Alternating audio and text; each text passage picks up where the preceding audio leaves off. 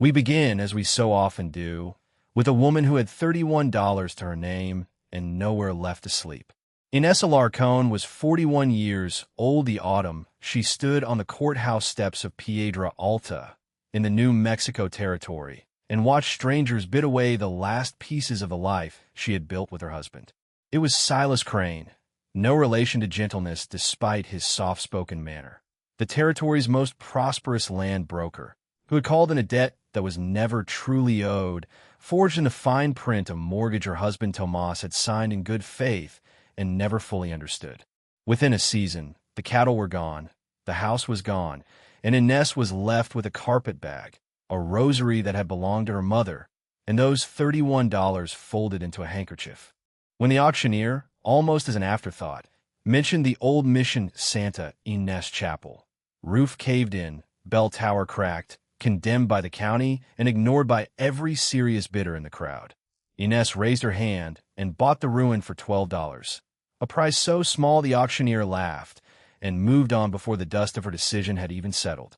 It seemed, to everyone watching, the most foolish purchase a ruined woman could make.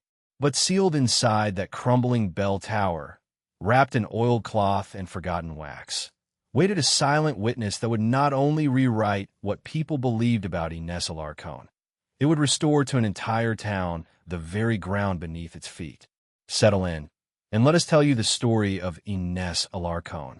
If you are watching this from a place the world has written off as finished, tell us where you're from in the comments. We would love to know. Ines had not always been a woman with nothing.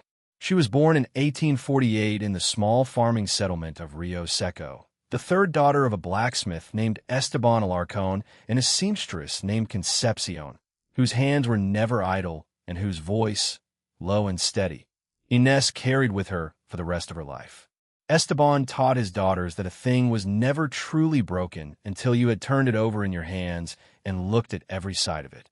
And Concepcion taught them that patience was not weakness, but the quietest form of strength a person could own.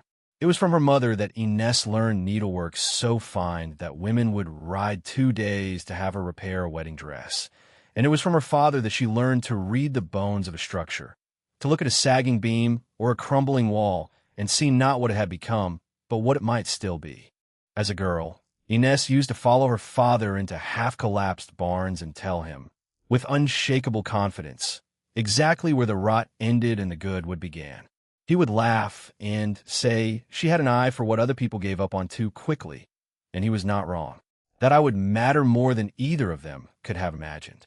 When Ines was 19, she married Tomas Vance, an Anglo cattleman with a gentle laugh and a genuine respect for the Spanish-speaking families who had worked that land for generations before his own arrival, a rare thing in those years, and one of the reasons she loved him. Together they built a modest but proud ranch outside Piedra Alta, a town nestled against red sandstone bluffs where the old mission bell had once called both settlers and the Puebloan and Apache families of the region to trade, to worship, and eventually, after the mission was abandoned in the 1820s, to simply gather. Ines and Tomas raised cattle and, more importantly to her, raised two values above all others in their household: that debts of the heart mattered more than debts of paper, and that a person's worth was never fixed by the size of their house or the fullness of their purse. They had no children of their own, but the town's children came to know Ines for her mending, her preserves, and her habit of never turning away a hungry traveler, whatever the season. She was, by every account that mattered, a woman who had already given more to Piedra Alta than most people ever bothered to notice. Then came the winter of 1886, a winter that would have broken a lesser woman entirely. Tomas fell ill with a fever that the local doctor could not name and could not cure, and in his final weeks, weakened and desperate to leave Ines secure, he signed papers brought to him by Silas Crane. Papers Crane presented as a simple loan against the ranch to cover the doctor's mounting bills. Papers that in truth contain a clause quietly reassigning the ranch's deed the moment Tomas failed to make a single payment within 90 days of his death. Tomas died in March. Ines, grieving and unfamiliar with the particulars of territorial contract law, missed the 90th day by 6, having spent that window nursing a dying calf and burying what remained of her husband's herd after a brutal late frost. Crane did not hesitate. He arrived with the sheriff and a stack of legal notices exactly 6 days past the deadline, smiling the entire time, calling it regrettable, calling it business, calling it nothing personal at all. Within a month, the ranch belonged to him. Within 3, he had sold off the cattle, leased the land to a mining speculator, and Ines Alarcon, rancher's widow, seamstress's daughter, blacksmith's girl who once knew where every kind of rot ended, was standing on a dusty street with a carpetbag and $31, watching her whole life get divided into lots.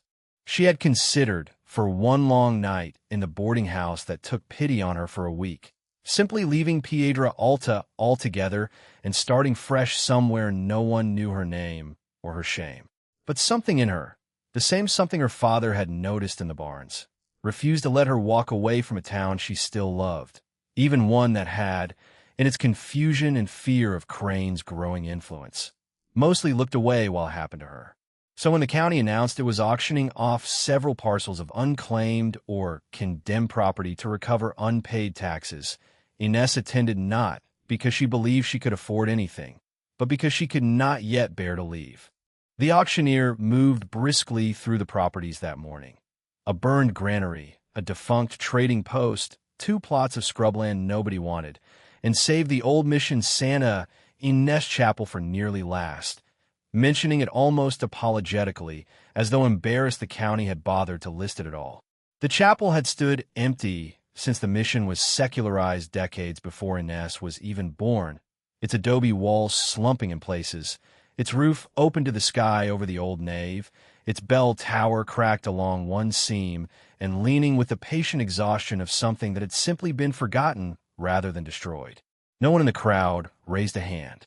Men who had bid enthusiastically on scrubland would not spare a glance for a structure the county itself had condemned as unsafe. And it was in that silence, in that particular kind of dismissal she recognized because she had just lived through her own, that Ines Alarcon heard herself say, quite calmly, $12. The auctioneer blinked, repeated the figure as though she might correct herself, then brought down his gavel before anyone could think better of laughing at her. She walked the half-mile out to the chapel that same afternoon, her carpetbag still in hand, and stood in the roofless nave with sunlight falling through broken beams onto a floor of packed earth and scattered adobe brick. It occurred to her, standing there, that she now owned the most worthless property in the county, and that she had, in effect, spent nearly half of everything she had left in the world on a ruin. But she also noticed, because she still had her father's eye, that the walls, for all their crumbling plaster, were built true and thick in the old mission style, walls meant to endure centuries rather than decades, and that whatever had broken this place had been neglect and time, not any true structural failing. She spent that first night in the driest corner of the old sacristy, wrapped in her shawl, and told herself that at least the roof of stars above her cost nothing at all. It was on her 3rd day of clearing debris, sweeping fallen roof tile and dead brush from the nave with a broom she had fashioned from mesquite branches, that Ines first climbed the narrow, crumbling stair inside the bell tower, mostly out of curiosity about whether the old mission bell itself still hung there, or had been carted off decades before like everything else of value. The stair was treacherous, several steps missing entirely, and she climbed carefully, testing each remaining plank with her weight before trusting it. At the top, in the small chamber beneath the belfry, she found the bell still hanging, green with age but intact, its surface etched with worn Spanish lettering she could not fully make out in the dim light. But it was not the bell that stopped her breath. It was a section of the tower's inner wall, just beside the bell's mounting beam, that did not match the rest of the adobe. A patch perhaps 2 feet square, plastered smoother and paler than the surrounding wall, as though it had been sealed at a different time by a different, more careful hand. Her father's voice returned to her then, as it so often did in moments like this. A thing is never truly finished until you have turned it over and looked at every side of it. She pressed her palm to the patch and felt, beneath the plaster, not solid adobe, but something with a faint, hollow give. She did not open it that day. She told herself it was prudence, that the tower was unstable and she ought not dig into load-bearing walls without understanding what she risked. But in truth, it was something closer to reverence, a sense that whatever waited behind that plaster had been placed there deliberately by someone who had wanted it found only when the time and the person were right, and she did not want to rush it. She spent the following week finishing the more urgent work of making the chapel livable, patching the nave roof with salvage timber, sealing what gaps she could against the coming winter, trading her needlework skill to a rancher's wife in exchange for nails and a bit of flour. It was not until nearly 2 weeks after her purchase, on an evening when the wind outside had gone still and the tower held a hush that felt almost expectant, that Inez climbed back up with a small chisel borrowed from a blacksmith down the road, her father's old trade, though not her father's own tools, and began, carefully, patiently, to open the sealed patch of wall. What she found, wrapped first in a stiffened square of oiled canvas, and then in a bundle of cloth gone brittle and pale with age, was a wooden box no larger than a bread loaf, its lid sealed shut with wax that had cracked along its edges, but held its seal remarkably well against the dry mountain air. Inside, when she finally worked the lid free, lay a leather-bound ledger, several folded documents tied with faded ribbon, and a smaller, separate parchment seal with a wax stamp bearing a symbol she did not recognize, a stylized sun over cross lines that might have been a river and a road. She carried the box down into the nave, where the light was better, and by lantern that night began, with trembling hands, to read what a stranger had left hidden for perhaps 60 years, waiting, it seemed, for someone patient enough to find it. The ledger belonged to Father Tomas Reyes, the last resident priest of Mission Santa Ynez before its secularization in the 1820s, and it was for its first pages an ordinary record of baptisms, burials, and harvests. But as Ynez read further into the night, the entries changed in tone, becoming increasingly urgent, increasingly private, clearly written by a man who understood he was documenting something that mattered beyond his own lifetime. Father Reyes wrote of the mission's original land grant, issued not merely to the church itself, but held in trust for the surrounding community, settlers, and the Piro and Apache families who had lived and traded across that land long before any mission was built, establishing the valley's grazing commons, its central water spring, and the right of every family in the region to draw from both without toll or restriction, a right written plainly into the boundaries of the grant itself. He wrote that as secularization approached and corrupt officials began quietly redrawing boundaries to their own advantage, he feared the original grant would be lost, altered, or destroyed, and that the community's rights to the spring and the commons would vanish with it into the private hands of whichever official proved most ambitious. And so, in his final months at the mission, Father Reyes had done something quietly extraordinary. He had gathered the original grant survey, a formally witnessed deposition from the valley's eldest Piro elder, a man named Hipólito Fuentes, attesting under oath before witnesses to the boundaries as long understood and honored by all parties, and his own priest's letter confirming the arrangement. And he had sealed them together, hidden in the one place he believed the shifting fortunes of men were least likely to reach, the bell tower of his own chapel, behind its old walls, trusting that the mission itself, however it might fall into ruin, would one day be found again by someone who needed the truth it held. Inez sat with that ledger long into the night, the lantern burning low, and understood with a slow, dawning weight exactly what she was holding. The spring Father Reyes described, the one at the center of the old grant, the one whose water rights he had gone to such lengths to protect, was the very spring that fed Piedra Alta's public well, the same spring whose upper watershed now sat, thanks to a series of quiet land deals over the past 3 years, almost entirely within property controlled by Silas Crane. She understood, too, why so many ranchers in recent seasons had complained, in tones of confusion rather than accusation, about new fees for water access that Crane's company had begun quietly imposing, fees no one had thought to formally contest because no one, not even the town's own land office, seemed to possess a copy of the original grant boundaries. The document in her hands was not merely a piece of forgotten history. It was, if authentic, and if it could be proven so, a legal instrument that would strip Silas Crane of his claim to the very water he had been charging the town to use. The same man who had taken her ranch on a technicality of 6 days.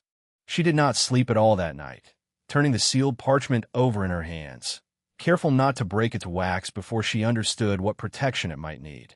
In the morning, she rode into Piedra Alta and sought out the one person she believed might help her verify what she had found without immediately alerting Crane to its existence. An aging notary and former mission scribe named Dona Rosalinda Vega, who had, decades before, apprenticed briefly under Father Reyes himself as a girl and still kept, in her small office behind the mercantile, a collection of old territorial land records that predated the current county archive.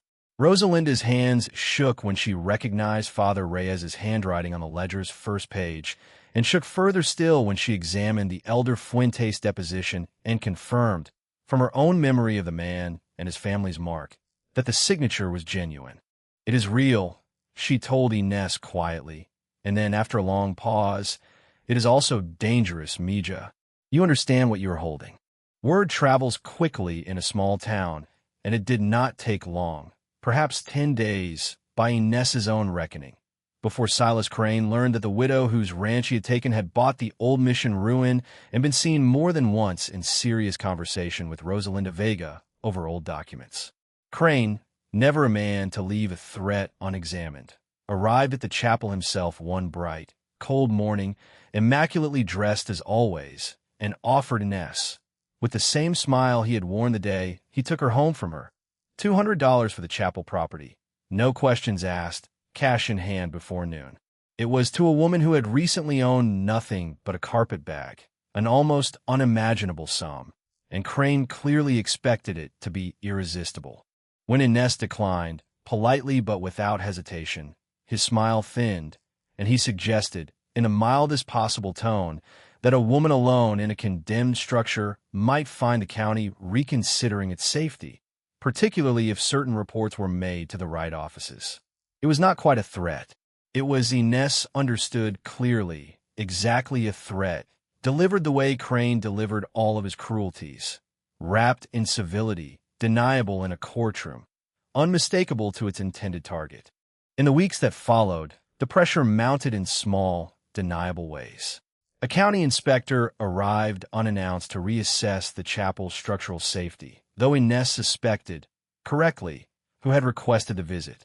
Several ranchers who had once been friendly to her, men whose water fees Crane controlled, grew suddenly distant, unwilling to be seen taking her side against a man who held so much practical power over their livelihoods. Even Rosalinda Vega received a visit from a Crane associate suggesting, gently, that continued involvement in old and possibly forged documents might not be good for a woman whose small notary practice depended on the goodwill of the county. Inés watched the town she loved fold in on itself with fear, the same fear she had felt standing alone on the auction steps, and understood that possessing the truth was not the same as being believed, particularly when the person contesting it controlled the money that kept most of the town fed. She realized, too, that if she moved carelessly, if she simply announced what she had found without proper legal footing, Crane's lawyers would tie the matter up in territorial court for years, discrediting the ledger as a forgery invented by a bitter widow, and the community would lose not only the case but any remaining goodwill toward Inés herself. So she did what her mother had taught her to do with any seam that would not lie straight. She went slow, and she went careful. Rather than confront Crane directly, Inés and Rosalinda spent 3 quiet weeks cross-referencing Father Reyes's grant survey against the county's own oldest deed records, several of which, buried and unindexed, still bore the original mission boundary markers matching precisely the coordinates in the priest's ledger. She rode 2 days to the territorial capital to have the Fuentes deposition examined by an independent land commissioner unconnected to Piedra Alta's local politics, a stern, careful man named Commissioner Wallace, who initially regarded her with open skepticism until he had spent an afternoon comparing the document's ink, paper, and formal notarial language against genuine records from the same era in his own archive, after which his skepticism gave way, slowly, to genuine and growing interest. It was Wallace who explained to her in blunt terms that if the grant boundaries could be established as originally recorded, any subsequent private claims layered over the community commons and spring, including Crane's, would be void from their foundation, regardless of how many years had passed since. The truth, once properly anchored, did not weaken with time. It simply waited. Inez called for a public town meeting in the chapel's own roofless nave on a clear October evening, inviting every rancher, shopkeeper, and family in Piedra Alta, along with Commissioner Wallace, who had agreed to attend as an impartial territorial witness, and, deliberately, Silas Crane himself, so that no one could later claim the matter had been settled behind his back.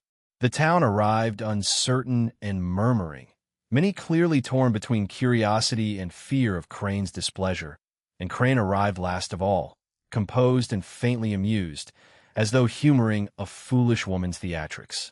Inez stood at the front of her own crumbling chapel, beneath the open sky where a roof had once been, and told the town, plainly and without embellishment, the story of what Father Tomas Reyes had hidden in his bell tower 60 years before, and why. She read aloud the notary-confirmed portions of the ledger. She presented the Fuentes deposition, its elder's mark verified by his own great-granddaughter, present in the crowd that evening, who wept quietly to hear her ancestors' testimony spoken after so many decades of silence. And she presented Commissioner Wallace, who confirmed before the assembled town, in his official capacity, that the boundaries described matched the county's own oldest surviving deed markers, and that any private enclosure of the spring watershed made in contradiction of those boundaries carried no lawful standing. Crane's composure did not survive the evening intact. He argued, first, that the documents were forged, until Wallace calmly noted the independent verification already completed at the Territorial Archive. He argued, next, that even if genuine, the grant was obsolete, a relic of a bygone era with no bearing on modern property law, until several older ranchers in the crowd, men who remembered their own fathers speaking of the spring's free use before Crane's fees began, pointed out that obsolete rights, once proven never legally extinguished, remained rights still. And when Crane finally turned to threats, reminding the crowd in a raised voice of exactly whose goodwill kept certain debts from being called in, Inez watched something shift in the gathered townspeople's faces. Not fear this time, but the particular hardening of people who have just realized the man threatening them has less power over them than they believed. Commissioner Wallace, for his part, informed Crane plainly that the Territorial Land Office would be formally reviewing his water company's claims within the month, and that continued threats made in a public meeting before witnesses would be noted in that review. Crane left the chapel that night without another word, and within 2 months, his water claims across the valley were formally voided, his company's fees refunded where possible, and his name, once spoken with careful deference across Piedra Alta, began instead to be spoken with a particular quiet contempt reserved for men finally seen clearly. No mob gathered against him. No violence was done. The town simply, collectively, stopped needing him, and a man who had built his power on others' fear discovered how little remained once that fear was gone. With the spring and commons restored to the community under the original grant, and with the mission property itself legally secured in Inez's own name beyond any further challenge, she did not, as some might have expected, sell the chapel for whatever price it could now command, its history having made it suddenly, ironically, valuable to more than one curious buyer. Instead, she spent the following spring rebuilding it in earnest, this time with the willing help of neighbors who had once been too frightened of Crane to offer assistance. And by summer the mission Santa, Inez Chapel stood roofed and whitewashed once more, its bell tower repaired, its old bell rehung and ringing clear across the valley for the first time in decades, calling the town not to mission worship as it once had, but to town meetings, to shared harvest gatherings, and to the kind of open, communal governance of the spring and commons that Father Reyes had once fought so quietly to protect. And so we return to where we began, to a widow standing on courthouse steps with $31 and a ruin nobody else would touch. It would have been easy, in that moment, for Inez Alarcón to see only what the world saw, a foolish purchase, a woman with nothing left to lose making a nothing kind of bet. But she had been raised by a blacksmith who taught her that no structure is finished being judged until you have examined every side of it, and by a seamstress who taught her that patience is the quietest and most enduring form of strength a person can own. And it was those two inherited convictions, more than any $12, that truly purchased Mission Santa Ynez that day. What waited sealed in her bell tower was never merely a hidden document. It was proof that a wrong, however old, however carefully buried by those it inconvenienced, does not simply disappear with time. It waits, silent, for someone patient enough and brave enough to listen. Ines Alarcón lost a ranch to a man's greed and found, in a ruin everyone else had abandoned, the means to give an entire valley back its rightful water and its rightful voice. She never once used what she found to enrich herself. She used it, plainly and without hesitation, to give back to a town what had always belonged to it. Thank you for spending this quiet hour with us and with Ines.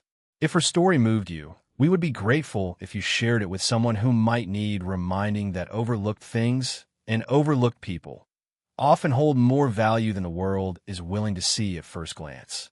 Before you go, we would love to know, has there ever been a time in your own life when you found real worth in something or someone that everyone else had already written off? Tell us in the comments below. We read everyone. Until next time, stay close.